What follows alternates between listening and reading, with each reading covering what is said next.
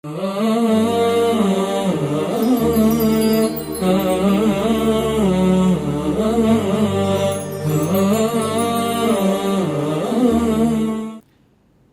لله رب العالمين، والصلاة والسلام على سيدنا وحبيبنا محمد وعلى آله وأصحابه أجمعين. ئیمانداران و خواناسانی زۆر بەڕێز، لە وتاری ئەمڕۆماندا دەچینە خزمەت قورئانی پڕ بەرەکەت و بەخشش، سوورەتی ئەنیسا ئایەتی 29 و 30 وەردەگرین. خوای پەروەردگار دەفەرمێ: يا أيها الذين آمنوا لا تأكلوا أموالكم بينكم بالباطل إلا أن تكون تجارة عن تراض منكم ولا تقتلوا أنفسكم إن الله كان بكم رحيما ومن يفعل ذلك عدوانا وظلما فسوف نصليه نارا وذلك على الله يسيرا. خوای پەروەردگار ڕوو لە ئەهلی ئیمان دەکا. ئەم ئایەتە قورئانیە بۆ یەک بەیەکی ئیماندارانە. پێمان دەڵێت دوو کردەوە هەن، مادام تۆ هاتوویە بازنەی ئیمان و ئیسلامەتیەوە، نابێ ئەم دوو کردەوەیەت لێ بوەشێتەوە. ئەم دوو کردەوەیە لە ژیانی هەر کەسێکا هەبن، لە ژیانی هەر کۆمەڵگایەکدا هەبن، ژیان دەکەن بە ژان. ئەم دوو کردەوە خراپە، ئەم دوو تاوانە لە هەر کەسێکا هەبن، تەوبەیان لێ نەکا و لەسەر ئەو حاڵەتە بمرێ، بە دڵنیاییەوە دەچێتە جەهەنەم. ئەم دوو کردەوەیە لە ئیماندارە ڕوودەدەن، واتە ئەمە لەگەڵ بێدینەکانی نییە، بۆ ئەهلی مزگەوتێتی، بۆ ئێمەیەتی. ئەم دوو کردەوەیە لە ژیان تا هەبێ و خۆت پاک نەکەیتەوە پێشمردن، ئاگادار بە بەنەسی قورئان جێگەت جەهەنەم دەبێ. ئەو هەموو نوێژ و ڕۆژوە شەفاعەتێکت بۆ ناکە. ئەو دوو کردەوەیەش یەکەمیان: لا تأكلوا أموالكم بينكم بالباطل. ماڵ و سەروەت و سامان بەنسبەت خەڵکیەوە نابێت دەستی بۆ بەری، بالباطل واتە بە ناڕەوا، بە هەر شێوازێکی ناڕەوایی کە مافت نییە بەسەر ماڵی خەڵکەوە دەستی بۆ بەری حرامە. مافت نییە بۆ ماڵی خۆشت. زانایان دەفەرمون ماڵەکە پارەی خۆتە، نانی خۆتە، ڕزقی خۆتە. زیادە ڕەوی تێدا بکەی، ئیسرافی تێدا بکەی، بەشتی بێهودە بەسەری بەری، ئەویش حرامە، با ماڵەکەی خۆشت بێ. هەر باتڵە، ئەبێت جێگایەکت بۆ دنیا و بۆ قیامەت بۆ بگرێ. ئەوەی دووەمیان: ولا تقتلوا أنفسكم. خۆ کوشتن و خەڵک کوشتن بە هەموو شێوەیەک دەبێت لێی دوور بی. ئەوەی جێگەی سەرنجە وردی ئەم قورئانەیە کە هەموو جار عەرزی جەنابتان دەکەم. قورئان ئەوە نییە لە وتارەکە 20 ئایەت بخوێنیەوە، یەک ئایەت بخوێنەوە بەس لەسەری بوەستە، هەمووی هێنا بە جەمع لەگەڵ تاک بە تاکمانێتی، کەچی ئایەتەکە دەفەرمێت لا تأكلوا بە واوی جەماعە، لا تقتلوا بە واوی جەماعە، بە کۆمەڵ، بە کۆ، ئەی ئیمانداران، ماڵی یەکتر بە ناحەق مەخۆن، یەکتر و خۆت کوژی مەکەن لە ناو خۆتاندا. ئەم ئایەتە بە جەمع پێمان دەڵێ لە هەر وڵاتێکە، لە هەر کۆمەڵگایەکە ماڵی ئینسان و خوێن و ڕوحی ئینسان پارێزراو نەبوو، دینی خوا لەو شوێنە بوونی نییە، با ناوی دەوڵەتی ئیسلامیشی لەسەر بێ. ئەوە لەسەر ئیسلام ماڵ نییە. ئەمڕۆ دەڵێن دەوڵەتانی ئیسلامی، کاکە لە هەر شوێنێکی ئەم سەرزەوێدا بەڕێزەکەم بە نەسی قورئان سەیرکە، دووشت حرمەتی نەبوو، لە دووشتی خۆت ئەمین نەبووی ناوی ئیسلامی بەسەرا مەبڕە، مەیکە بە ماڵ لەسەر ئیسلامەکەی ئێمەوە. یەکەمیان دەبێت لە سەروەت و سامانی خۆت ئەمین بی، دووەمیان لە ڕوح و خوێنی خۆت ئەمین بی کە بە ناحەق خەڵک دەستدرێژی ناکاتە سەر و بێدینان، خوانەناسان دەست بە خوێنان ناتوانن بتکوژن. إلا أن تكون تجارة عن تراض منكم. خوای گەورە بەس ئەمەی جیا کردەوە، مەگەر بەکڕین و فرۆشتن لە ڕێگەی بازرگانیەوە. تیجارەت تاجر ئەو کەسەیە کە پەیوەندی نێوان بەرهەمهێن و بەکاربەر ڕێک دەخا. لە شریعەتی ئیسلامیدا هیچ کاسبیەک لە دنیادا بەقەدەر بازرگانی خێر و بەرەکەتی پێوە نییە. هەر کەسێک بازرگانی ئەمینی ڕازگۆ بێ زۆر خۆشەویستە لە لای خوا، چونکە پەیوەندی کەسی بەرهەمهێن لە هەموو بوارەکاندا لەگەڵ هاوڵاتی بە کاربەرا ڕێک دەخا. ئەم بازرگانە لەوی دەکڕێ و بەوی دەفرۆشێ. ئەگەر ئەو دەستە ئەمین بێ هەمومان سوودمەند دەبین، هەمومان قازانج دەکەین بۆیە خۆشەویستی خوایە. ئەو بازرگانی عن تەڕاضی منکم دەبێت لە نێوانی کڕیار و فرۆشیارە هەردوو لە دڵیان قەناعەت بکە و بگەنە ڕەزامەندی دڵ. جا ئەو بابەتە یەکەم شتەکە دەبێت شەرعی بێ. ئەیناوەتە سەی دەکەی لە ڕیبا خواردنە کابرا بڵێ من پارە بە سوود دەدەم، من ڕازیم قازانج وەردەگرم، ئەوەی تریش بڵێ خۆ منیش ڕازیم، قەیچەکە لە دەفتەرە دۆلارە 2 وەرەقەد ڕیبا دەدەمێ، 2 وەرەقەد ڕیبا دەدەمێ، هەرچەند هەردوو لا ڕازین، بەڵام چونکە شەرع حرامی کردووە ئەو ڕەزامەندی هیچ نییە، هەر حرامە. ئەبێ بابەتەکە حەڵاڵ بێ. ئەمجا هەردوو لا بە قەناعەتی دڵی خۆیان بگەن، هەم کڕیار هەم فرۆشیار. بەڵام یەک بابەتی زۆر گرنگ هەیە خۆشەویستان، ئەویش ئەوەیە ئەبێ هەر کەسە لە ناخی خۆیەوە قەناعەتی بۆ دروست بوو بێ و دڵی ئیسراحەتی کرد دەبێت. جاری وا هەیە شتێکت بە بەرامبەر فرۆشتووە، کڕیار زۆریش مەمنونە، ئەڵێ ماڵت ئاوا بێ خاترت گرتوم شتی چاکت پێ فرۆشتم، بەڵام تۆی فرۆشیار خۆت دەزانی وانێ بەخوا، خۆت ئەزانی لە ناخەوە ئەزانی چ فێڵێکت لێ کردووە. ئێمە هەمومان منیش وەک ئێوە ئیش کار سابەتی بازار دەکەم، خەڵکم بینیوە خانووی هەیە تەقیوە، هەمووی درست بووە، مشتری ئاوا بیبینە نایکڕێ، فێڵبازە دێت تەغلیفێکی جوانی بە تەختە و پلاسیک و دیکۆرات دەکا، ئەو هەموو تەقیوەی شاردۆتەوە. جەنابەت کڕیاری کە دەچێت سەری دەیکڕی دەڵێ یەخوا ماڵت ئاوا بێ بەخوا خانوویەکی پوخت و خاوێنە، دەڵێ دەی خێری لێ بینی 2 وەرەقەشت خاتر بێ، بەڵام چ زەربەیەکی لێداوی دوای چەند ساڵێک بۆ دەرەکەوێت کەلاوەیەکت لەو کڕیوە، سیارەیەکت پێ دەفرۆشێ، هیچ عیبێکی تۆ تێدا نابینی و زۆریش مەمنونی، بەس فرۆشیار خۆی ئەزانێت چ خەلەلێکی هەیە، دوای ماوەیەکی کە پێێتەوە ئەدا و خەلەلەکانی دەردەکەون، ئێستا زانیوێتی. ئەوە هەرچەند کابرا بڵێ کاکە وەڵڵا بە ڕەزامەندی خۆی زۆریش مەمنون بوو، زۆری پێخۆش بوو، بەڵام تۆ پێت خۆش نەبووە، تۆ نەگەیشتوویتە قەناعەتێک کە پێغەمبەری خوا صلی الله عليه وسلم لە صحیح مسلم دەفەرمێ الإثم ما حاك في النفس وكرهت أن يطلع عليه الناس. حرام دوو نیشانەی هەیە، حرام دوو نیشانەی هەیە با بەرامبەرەکەش پێی نەزانی بێ. یەکەمیان لە ناخی خۆتا هەز بە ناڕەحەتی دەکەی، بەخوا کابرا کە خانوە تەقیوەکە کە هەموو عیبەکانی تەغلیف کردو و شاردوویەتیەوە لە ناخی خۆیدا هەز بە عەزاب دەکا، با بەرامبەرەکەش مەمنون بێ و بە شتێکی باشیشی زانی بێ، لە ناخەوە هەز دەکەی گوناهێکت کردووە تاوانێکت کردووە. دووەمیان پێت خۆشە خەڵک پێی نەزانێ و شتەکە شاراوە بێ، دەترسی ئاشکرا بێ، بەردەوام لە دڵڕاوکی ئاشکرابوون دای، هەر مامەڵەیەکت کرد و ئەم دوو سیفەتەی تێدا بوو دڵنیا بە حرامت خواردووە، خۆت بەوە نەخەڵەتێنی بڵێ بەرامبەر ڕازی بووە، هەردوو تەرەف ڕازی بووین و ئیمزامان لەسەر کرد و عەقدمان نووسیوە، ئەبێت لە ناخی خۆتا ڕازی بوو بی، عن تەڕاضی منکم ئەوەش دەگرێتەوە. ولا تقتلوا أنفسكم، خوا فەرمووی خاڵی دووەم ئاگاتان لێبێت لە کوشتن خۆپارێز بن. یەکەم کوشتنی خۆت بەدەستی خۆت، ئینتیحار بە هەموو شێوەیە قەدەغەیە بەدەستی خۆت کۆتایی بە ژیانی خۆت بێنی، لەبەر هەر بارودۆخێک بێ. دووەمیان خەڵک کوشتن، مافی ئەوەد نییە هەرچەند حەقت لەسەر فڵان کەس بێ پەنا بۆ کوشتنی بەری، ئەبێ پەنا بۆ شەریعەت بەری، پەنا بۆ یاسای وڵات بەری. سێیەمیان تەعریض النەفس للهەلاکی، هەر شتێک ئەم نەفسە ئەمانەتە، ئەم ڕوحەی خۆت ئەمانەتە بەڕێزان، مافی ئەوەد نییە بە ناوی ئازایەتیەوە خۆت بخەیتە هیلاکەتەوە. بۆ نمونە کەسێک ئەچێ بۆ سەفرە و سەیرانێک ئەچێتە دەم چەم و ئاوێک، ئەچێتە ڕووبارێک، مەلە نازانێ، مەلەوان نییە، ئەم ڕوحە ئەمانەتی خوایە، مادام مەلەوانی نابێ خۆت بخەیتە ئاوەکەوە، بخینچێ خۆت کوشت. شاخەوان نی، بە شاخێکە هەڵدەگەڕێ و ژیر دەخۆی لەوە ئەچێ هەڵدێرێ و گیانت لەدەستدەی، بەدەستی خۆت کوشت، خستە خەتەرێکەوە کە نەدەبوو وا بکەی. ئۆتۆمبیلت پێ و تیژڕەویەک دەکەی یەقینت هەیە لە 190 تیادەچی، وەڵڵا ئینتیحارە وەکو بە فیشەک خۆت کوشت بێ، ئەو تیژڕەویە مافی ئەوە نییە نەفسی خۆت و خەڵکی بە هیلاک بەری، هەم خۆ کوشتنە هەم خەڵک کوشتنە. دینداری قورسکردن لە خۆت، وەکو لە صحیح مسلمە فەرموودەکە هاتووە دەفەرمێ لە جەنگی ذات السەلاسیلە عەمری کوڕی عاس فەرماندەی لەشکری موسڵمانان بوو، شەوێکی زۆر سەرما بوو، تفت هەڵدا دەیبەست، ئاویش لەبەردەستا بوو. عەمر کە بەیانی پێشنوێژی بانی خەبەری بەوە سەیدەکە لەشگرانی بەسەرا هاتووە، لە خەوا لەشگران بووە، پێویستی بە خۆشتنە، دەستی بۆ ئاوە کە بڕغیرەت نەدەکرد دەچێ ناویەوە، بەم ئاوە خۆت بشۆی بە خواستەتاسەن نەخۆش دەکەوی. بۆیە تەیەمومی کرد، دەستی بە عەرزەکە کێشا دەم و چاو دەستەکانی تەیەموم کرد و ئیمامەتیشی بۆ خەڵکەکە کرد.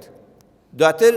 فەرمووی خۆ من دەستنوێژم نەگرت و خۆشم نەشد وتیان وەڵاوەمان زانی پێشتر دەستنوێژ گرتوتی ناوەڵا لە ژگرانم بەڵام تەیەمومم کرد سەحابە دڵگران بوون بابە وەکو نوێژەکەی خۆت کرد ئیمامەتیەکەشت بە لەژگرانی بۆ ئێمە کرد فەرمووی وەڵا خۆم بشتایە لەوە ئەچێ بمردمایە بەو ئاوە ساردا نە سۆبایەکەیە لە خێمەیەکە لە سەحرایەکە لەو سەرما بەتینەدا و لەو ئاوە ساردەشە سەحابە دڵگران و هاتنەوە بۆ خزمەت پێغەمبەر صلی الله عليه وسلم ڕووداوەکەیان بۆ جێڕایەوە بانجی عەمری کرد فەرمووی بۆ وات کرد فەرمووی ئەی پێغەمبەری خوا ئاەتەکەی قورئانم بیر هاتەوە کە لە سوورەتی ئەنیسا دەفەرمێ وەلا تەقتولوا ئەنفوسەکم بەدەستی خۆتان مەکوژن والله ئەم کارەی من خۆم بشتایە بۆ ئاوە ساردە لەو بیابانە ساردەدا لەو چلەی زستانەدا بەدڵنیایەوە لەوە چێ بمردمایە نەژمردمایە تووشی نەخۆشیێکی درێژخایانی دەکردم دەی خوا دەفەرمێ خۆت بە هیلاکە مەبە بە ناوی دینداریە وەڵا چون تەیەمومێکی پوختم کرد و پێشنوێژیشم بۆ کردن فضحك رسول الله صلى الله عليه وسلم ولم يقل شيئا أو سرورا پر رحمتا أو ديني خوايا زردخنيكي جواني بو كردو هيچي نفرمو واتە تەواوەی شەکەت بە زەردەخەنەیەک تەئیدی قسەکەی عەمری کرد و زۆر کەس هەیە ئەم دینداریە لێی بۆتە بەڵا بە وەسوەسە تا دەستنوێژێک هەڵدەگرێت تا خۆی دەشوە عایلەیەک بلە ناو دەبا خوا دەفەرمێ وا مەکە خۆت مەکوژە و خەڵکیش مەکوژە ئین الله کان بکم ڕەحیما پەروەردگار لەگەڵ ئێوە میهرەبانە پرسیارێک دەکرێت بۆچی خوای پەروەردگار لەم ئایەتەدا کە خوێندمانەوە کوشتن و ماڵ خواردنی بەیەکەوە باس کردووە لە وەڵامە دەڵێن یەکەم خاڵ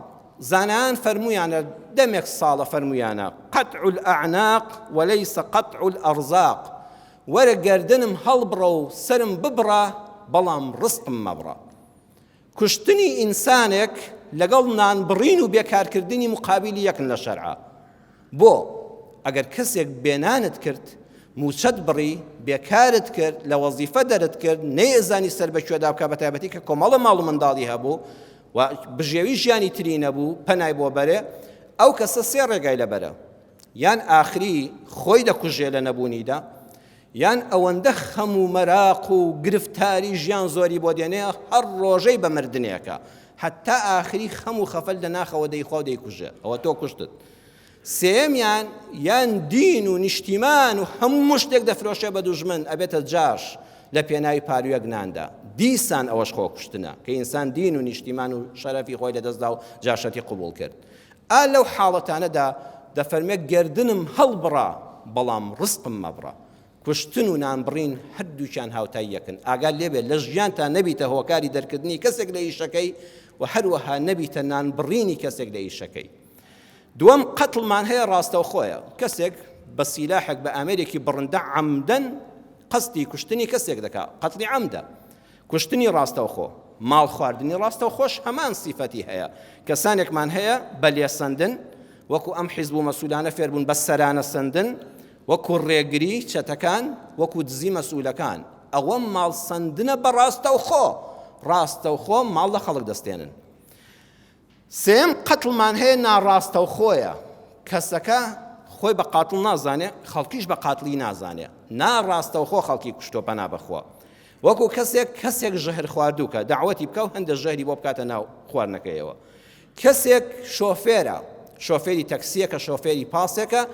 گیانی ئەو خەڵکە لە ئەستۆی ئەو شۆفێرەدایە بە تیژڕەویەک دەڕوا کە هیچ یاسایەکی هاتوچۆ قبوڵی نییە واللهی ئەو سیارە وەرگەڕا چەند نەفەری تێدا مرد ئەو ئینسانە شۆفێرە قاتڵە خۆی بە پیاکوژیش نازانێ ئەڵێ وەڵا کاکە لە جومعە بووم لە جومعە ڕۆیشتمەوە لە قەدەری خواوام لێ هاتی بەڵام کاکە تۆ لە 180 ڕۆیشتووی لە جادەیەکی خراپی وەکو کوردستانە تۆ قاتڵی لای خوا نە خەڵک بە قاتڵت دەزانێن نەخۆشت بە قاتڵ و بکوژ دەزانی بەڵام قەتڵی ناڕاستە و خۆت کرد لای خوا بکوژی کەسێک بەگر دەدا لە دەستگایەکی مخابراتی و ئەمنی و ئاسایشە بوختانێک بۆ کەسێک دەکات بە هەر ناوێکەوە بە بەگر تێدا و کەسەکە سەر بە دنیادا ناکاتەوە لە زیندانە دەڕزێ و دەمرێ ئەم کەسە کەس نەیزانی چێ بەگرتیدا بەڵام بەگردەر و جاسووسەکە قاتڵە لای خوای پەروەردگار ناڕاستە و خۆ کوشتی وەکو بە فیشە کوشتی بێتی وار کەسێک بوختان بۆ کەسێک دەکا بۆ کوڕێک یان بۆ کچێک بوختانەکە لە دەمی ئەم ژنەوە لە دەمی ئەم پیاوە دەکەوێتە گەڕەکەوە وردە لەسەر بەسەری شەرەف و ئەوانە ئەم کچە دەکوژرێ ئەم ژنە دەکوژرێ ئەو کەسەی ئەم بوختانی فڕێدایە بازاڕەکەوە جا لە فەیسبووکەوە بێ لە ناو گەڕەکا بێ لە بەردەرگای ژنان بێ لە ناو کۆڕمەدیسا بێ ئەم بوختانە وردە تەشەنەی سند و فڵان کەسی لەسەر کوژرا بوختانچی قەت قاتڵە لای خۆی گەورە لە قیامەتا قاتڵە هەر چەندە قەتڵەکەی ڕاستەوخۆ نەکردو پێڵەن قەتڵی نانڕاستەوخۆ کەسێک دەرمانی خراپ دێنێتە وڵاتەوە ئێستا ئەم وڵاتی ئێمە بەداخەوە هەر بۆتە بازاڕێکی سەرگەردان مەگەر ئەو پەروەردگارە بمان پارێزێ جارێک کەش بۆ جەنابتان وا بزانم باس کردووە بە دیکۆمنتی لامە لە یەکێک لە سنوورەکانەوە کە دەرمان هاتۆتە ئەم هەرێمی کوردستانەوە سرنجی دەرزیلەدان ئەو شریقەی دەرزیلەدان سرنجەکە لە کوالیتی کۆنتڕۆل دەرنەچوە کە ئەو مادەیەکی زۆر خراپە ئەمە لە هەر کەسێکی دیلەوە چێ تووشی سەقەتبوونی بکا فەقیرە لە دەرزیەکە دەرزیەکە هەرزانە لە وڵاتان فڕێ دەدرێ ئەم وڵاتە بێ خاوەنەش خەڵک بە ئارەزووی خۆی دەهێنێتە وڵاتەکە و قازانجێکی بێشوماری لێ دەکات ئەو دکتۆرەی لەسەر کوالیتی کۆنتڕۆل بۆ بە سەرمایەدارە گەورەکەی ئەم کوردستانی وتۆ من یەک شتت پێ دەڵێم بەسەر چاو ئیمزای لەسەر دەکەم تەشەبوس بە هیچ مەسئولێکیش مەکە بەس یەک کار لێ دەکەم تۆ مناڵت هەیە ئەڵە بەڵێ چەند کوڕ و کچێکم هەیە دەڵێ ئەگەر یەکێ لە مناڵەکانت نەخۆش بوو بیهێنە من دکتۆری پسپۆڕم بەم سرنجە یەک دەرزی لێدەم دەڵێ وەڵڵا بشم کوژی ناڵم بەو دەرزیە بەو سرنجە دەرزی لە منداڵەکەم دەی ئێ دەڵێ منداڵی خەڵکیش هەروایە برا تۆ بۆ خۆت قبول نییە بەم سرنجە دەرزی لە دەسمتی منداڵی خەڵک بدرێ ئەی چۆن بۆ خۆت بدرێ ئەی چۆن بۆ مناڵی خەڵک قبولتە کەواتە ئەگەر ئەو دەرمانەیەکێکی سەقەت کرد دیسان تۆ بکوژی ناڕاستە خۆی لە ناو خەڵکیشان مزگەوتیشت دروست کردو مەکتەبیشت کردو مەولودیشت کردو و سەرمایهدارێکی دەوڵەمەندی حەڵال خۆریشی بەڵام قاتڵی ئەو کەسانی کەوا مریشک بەخێو دەکەن ئاژەڵداری دەکەن ئەو کەسانی کەوا سەوزە و میوە لە خانووی پلاسیکیا بەرهەم دەهێنن وەڵڵی کاتێک کە خۆت نایخۆی خۆت ئامادەنی بیخۆی ئەزانی بە چ موادێکی خراپ و ئەکسپایر و پیس بەخێوت کردو پرۆتینی چۆنت داوەتێ خۆت پێت نەخورا و ماڵ و منداڵت نەیخوارداد بە هەر هاوڵاتێکەوە تووشی سیل و سەرەتان و نەخۆشی کرد تۆ قاتڵی با لەبەر چاوی خەڵکیشە بە حیساب کاسبیت کرد بێ دینەکە زۆر وردە ولا تقتلوا أنفسكم خۆشت و خەڵکیش مەکوژە ئەمە کوشتنی ناڕاستەو خۆیە ماڵ خواردنی ناڕاستەو خۆوەک و غەشت سوێندی درۆ خەڵەتاندن ما أخذ بسيف الحياة کەسێ بە لە ڕوودامان شتێک لە خەڵک دەستێنە جمعی ڕابردوو زیاترم شی کردەوە دیسان ئەمانە هەمووی حرامن با ڕاستە و خۆش ماڵەکە لە فڵان کەس نەسان بێ چوارەم خوا فەرمووی ولا تقتلوا أنفسكم خۆت مەکوژە چونکە ئەگەر خەڵکت کوت خۆت کوشتووە وەڵڵی دڵنیا بن هەر کەسێک ئەمە نەستی قورئانە دەستی بە خوێنی خەڵک سوور بێ خەڵکی ڕاستە و خۆ کوشت بێ یان ناڕاستە و خۆ بە کوشتیدا بێ دڵنیا بن چارەنووسی خۆی بەدەستی خۆی نووسیەوە دەکوژرێتەوە قاتڵ ڕۆژێ هەر دەکوژرێتەوە یەکەمیان دەکوژرێتەوە دووەمیان یان ناخی وێرانە هەموو ڕۆژێکی بەمردنێکە کەسیش پێی نەزانیوە کەسێکی بەگرداوە لە قەدیمەوە بەگرتی داوە بە ئیعدامی داوە وەڵی ئێستاش کە لەسەر زەوی هەموو ڕۆژێکی مردنێکە ناخت نایەڵی ئیسراحەت بکەیت هەموو ڕۆژە مەیتی ئەوە دێتەوە بەرچاو سێیەمیان ترس و دڵە ڕاوکێت هەیە نبینی ئەو مەسئولانی دەستیان بە خوێنی خەڵک سوورە لەو سەرجادانە چۆن کیلۆمەترێکیش ناتوانین لێیان نزیک بیتەوە ئەوەندە ناخیان پیسە ئەوەندە دەترسن بەو هەموو حرس و حیمایەوە تۆ ناتوانانی تۆمبیلەکە لێی نزیک بێتەوە لێرەوە من دەست مەستێمانی تاستێمانی ناتوانانی لە سارەکەی نزیک بیتەوە چونکە ئەوە دەستی بە خوێنی خەڵک سوورە مەسئولی شەیە لیوایە پلەی لە لیواش بەرزترە لەو مزگەوتە بەبێ حرس و حیمایە و دەماچە دەسوڕێتەوە چونکە دەستی بە خوێنی خەڵکی ناڕاست سوور نییە بۆیە ئەوەی قاتڵە چارەنووسی خۆی دیاری کرد دەکوژرێ حتا ماوە لە ترسا دەژی بەڕاستە خۆ بێ یان ناڕاستە خۆ بێ خوا فەرمووی ڕەحم بە خۆت کە من ڕەحمم پێ کردووی دەستن نەچێتە قەتڵەوە دووەمیان هەر کەسێ ماڵی خەڵک بخوا ئیلا لەم چوار حاڵە بەدەر نییە ئاگامان لە خۆ بمان بە ئیماندارانی بەڕێز والله یەک دینار یەک دۆلاری حرام بێتە ماڵتەوە لەم چوار ڕێگایەوە ئیلا خوا تۆڵە لێ دەکاتەوە یەکەمیان دەبێ بە نەکبەتی بۆ لاشت والله ئەو پارەیە دەدەیتەوە بە دەرزی و دەرمان لە لاشەی خۆتا بەکاری دێنی با کەسیش ئاگای لێ نەبێ ئەڵڵا هەیە من زۆر جا بەسەرات عەرزی جەنابتان دەکەم بەڕێزان ئەمانە نەحیکایەتن کە بۆتان دەجێڕمەوە چیرۆکی بەراگردانن ئەمانە ڕووداوی مێژووی ڕاستەقینەی ئەم سەردەمەن کە نووسەرەکان ئێستا لە ژیاندان پێشتان ناڵم 1000 ساڵ لەمەوە پێش ڕووی داوە زانایەکی بەناوبانگی جیهانی ئیسلامی هەیە هەموو ئەو دکتۆر و مامۆستا بەڕێزانە دەیناسن ئێستا لە ژیاندا لە سعودیا مامۆستای زانکۆیە و ئیمام و خەتیبی مزگەوتە یەکێکە لەوەی زۆربەی وڵاتانی ئەم سەرزەویە گەڕاو و تاریخی تێدا خوێندۆتەوە دکتۆر محەممەد عەبدوڕەحمان العەریفی کتێبێکی هەیە زۆر بەنرخە ئیستەمتع بحەیاتیکە لە کتێبە عەرەبیەکەدا کە داری ئەتەوفیقیە ئەوەی چاپی لای منە لە لاپەڕی 365 تەماشایکەن ئەم کتێبە بەنرخە و وەرجێڕدراویشە بۆ زمانی کوردی بە ناوی بەختەوەر بژی استمتع بحياتك كرديكي بختور بجي مامۆستا هێمن محەممەد عەلی کردوێتی بە کوردی لە لاپەڕی 333 ئەو کتێبە بە چاپی کوردیەکەیدا هاتووە دەڵێ دکتۆر محەممەد عەبدوڕەحمان العەریفی بۆمان دەژێڕێتەوە دەڵێ دۆستێکم هەبوو مامۆستایەکی بەڕێز و خواناس حافظی هەموو قورئان پیاوێکی دەم بە زیکر و حەڵاڵخۆر جاروبار ئەوەندە پیاوێکی مبارەک بوو کەسانێک کە ئازارێکیان لە شابوویایە یان ترسی چاوەزار لێدانا یان سیحریان لێ بکرا دەچوونە لای مامۆستای بەڕێز و ئەویش بە بێ پارە و پوڵ فی سەبیل الله دوعا و قورئانی بەسەرا دەخوێندن خوا شیفای بۆ دەناردن زۆر کەس خوای گەورە شیفای ناردبوو لەسەر دەستی ئەو باسی کرد بۆ وتی دکتۆر محەممەد کابرایەکی زۆر سەرمایەدار و دەوڵەمەند هات بۆ لام دەستی بە قۆڵیەوە بوو ئازار زۆری بۆ هێنابوو وتم چیتە وتی لە ڕاهی خوارە قورئانم بەسەرا بخوێنەوە فریام کەوە وتم هانامان هەمومان هەر بۆ خوایە شیفا هەر بەدەستی ئەڵڵایە قورئانیش بۆ خۆی شیفایە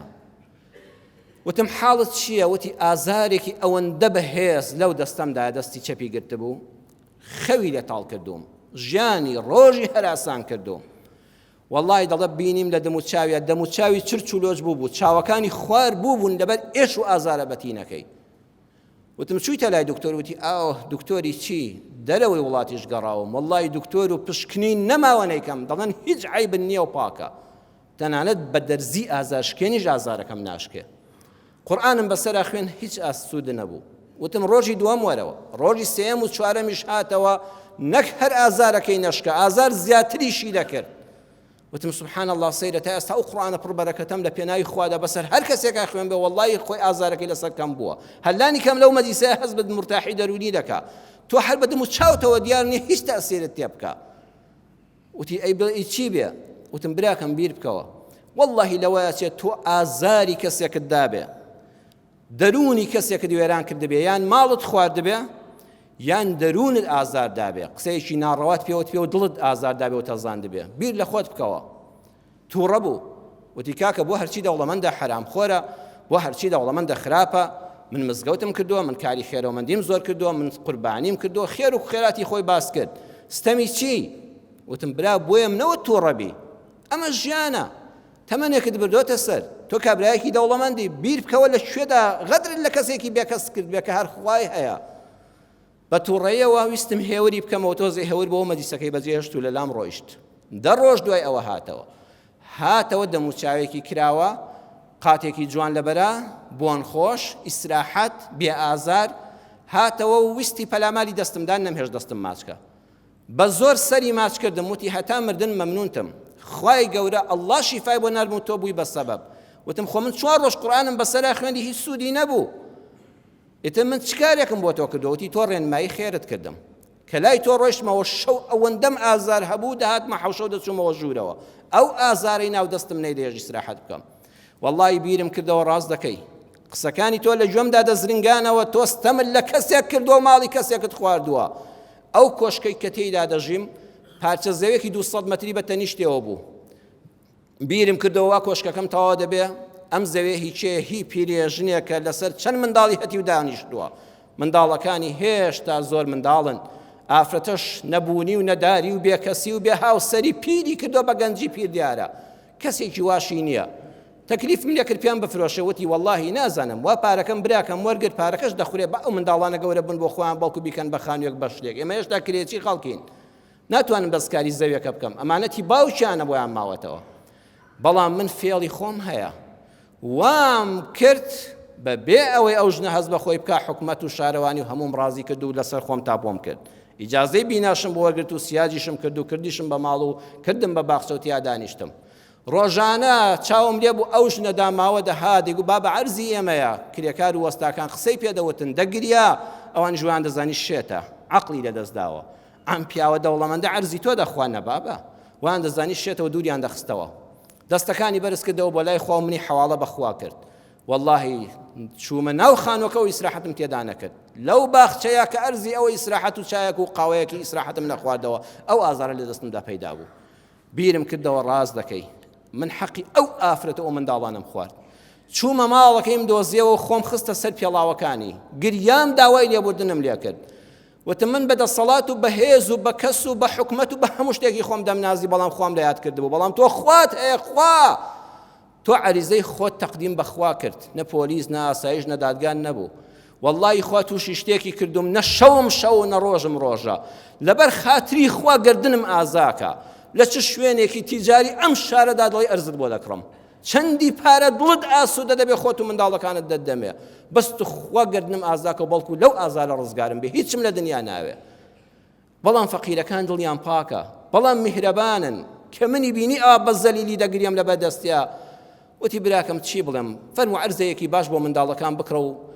ئەوەی کەوا خوای گەورە پێخۆشە خوا لە خۆت ڕازیکە وتم بەسەر چاو هەموو شتێکمان جێبەجێ کرد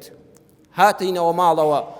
ئەو ئافرەتە بێکەسە دەستی کرد بەرز کردەوە بۆ لای ئەڵڵای کەسی بێکەسان وتی خوایە لە ڕای تۆڕا گردنی ئازابێ هیچ حەقێکمان لەسەری نەماوە دەڵێ قەسەم بە ئەڵڵا دەستەکانی دانەنابەوە کە شیفای دەستم هاتوو ئازارەکە لە دەستما ڕۆیشتە دەرەوە من مەمنونی تۆم کە ئاگادارت کردمەوە بۆی یەکەم خاڵی حرام والله دەبێتە نەکبەتی بۆ جەستەت ڕۆژە دەیدەیتەوە بە دەرزی و دەرمان ئەگەر لێم دەپرسی مامۆستا خەڵکانێکی ئەو هەموو حرام خۆرە هیچ شی لێ نەهاتووە ئەوە خاڵی دووەمی بۆ دێ خاڵی دووەم ئەوەیە ماڵەکەت بۆ دەخۆن بەخوا خۆت فریایی ناکەی بۆت دەخۆن سێمیان بەرەکەتی نامێنێ الحلف منفقة للسلعة بەڵام ممحقة للبركة لە بوخاری داهاتووە بە سوێندی بەدرۆ شتت بەسەر خەڵکا ساغ کردەوە قەناعەتت پێ کرد خوا شاهیدە عیبینێ و خوا شاهیدە زیاترم پێداوە و فەقیرش بڕوای بە ناوی خوا کرد دڵپاک و مسڵمانە پارەکانت زیاد دەکەن بەڵام واللهی بەرەکەت لە ماڵتان نامێنێ خۆشن نازانی ئەو هەموو پارەم پەیدا کرد والله ئێستا زۆربەی نووسینگەی زەوی وزار و ئەوانەی ئۆتۆمبیل وشتیوا دەناسم واللهی ئەو پارەی ئەوان پەیدایان کردو دەبوو ملیاردەر بن خوا ئاگادارە هەمویان سوالکردن حدائمە پەڕپوتن چونکە هەمویان بە حرام پێکەوە ناوە ئەوەندان دەستی خەڵک بڕیوە زۆربەیان نەک هەمویان بەرەکەت لە ماڵتان ناهێڵێ ئەگەر ئەمەش نەیگرتیەوە چوارەم بەڵای حرام خواردن ئەوەیە بەڕێزان ڕزق هەر پارە نییە ئەجمەل الئەرزاق لەدەست دەدەی ئەجمەل الئەرزاق ئەوەیە سەکینەت الڕوح ئارامی دڵ ڕوحی ئاسوودە چەند خۆشە نادمێنێ نور العقل عقڵت ئیش ناکە صحة الجسد جەستەی ساغ ئەو حرامەت کۆ کردەوە زەخت و شەکرە و ئەنواع نەخۆشی نایەڵە سوودی لێ بینی و لەزەتی لێ بکەی صفاء القلب ئەجمەل الئەرزاق پاکی دڵ دعوة الأم نزای دایک رضا ئەب ڕازیبوونی باوکت لێت بر ابن منداڵی صالح اهتمام صديق هاوڕێیەکی خەمخۆری دڵسۆز دعوة محب نزای کەسانێک کە لەبەر خوا خۆشیان دەوی و پاشمە لە دوعای خێرت بۆ دەکەن واللهی کە حرامت خوارد ئەمانە هەر هەموو لەدەست دەدەی ئەوانەش گەورەترین جۆری ڕۆزین کەواتە هەر چوار بەڵاکە تۆی گرتەوە پێنجەم خاڵ کە خوا فەرمووی ماڵ خواردنی ناڕەوا و قەتڵ وەکو یەکن لەبەر ئەوەیە لە قورئانە بەیەکەوە هاتوون هەر کەسێک بەلایەوە گرنگ نەبوو چۆن پارە پەیدا دەکا ناخی دەمرێ ویژدانی دەمرێ کە ویژدانت مرد خەڵک لەبەر چاوتا بمرێ چی لێ بێ گرنگ نییە بەلاتەوە بەڕێزان ئێستا حرام خواردن چونکە ئەوەندە زۆر بۆ پەنا بەخوا جاران یەک کەس لە شارێکا بمردا لە گەڕێکێکا بمردا خەڵک رادیۆ تەلەڤیزۆنیشی نەدەکردەوە ئێستا لەبەر تەلەڤیزۆن سەر جەبەل بەرهینەکە لەسەر ناخواردنی لە 100 کەس کوژرا 200 کەس کوژرا لەوێ تەقینەیەک بوو هەر موێک لە شلان نابێتەوە دڵەکان ڕەق دەبن هەر کەسێک بەلایەوە گرنگ نەبوو بە چی پارە پەیدا دەکا حەڵاڵیان حرامە واللهی دڵنیا بە زەلامیشی پێ دەکوژرێ دڵی بیر ڕەق دەبێ ویژدانی نامێنێ ئەی سەرنجامی قیامەت خۆ بەخوا ئەم دنیات هەر هەموو هەبێ سەرێکی سەر قەبران بدە دەوڵەمەندەکان و مەسوولەکان ببینە بەس چێوەدایان خەنە قەبرەوە قوڕ بەسەر یەک کفنی وەک هەژارەکە پێوەیە ئەویشیان لە مزگەوتێ بۆ بردووە هەر لەو خاکەدا هەر ئەوەندە خاکەی پێ دەبڕێ کۆشکێکی بۆ دابین ناکرێ لەوێشدا پەروەردگار دەفەرمێ ومن يفعل ذلك عدوانا وظلما ئەوەی کەسێ لەم دنیادا ئەم دوو تاوانەی کردبێ ماڵ خواردنی خەڵک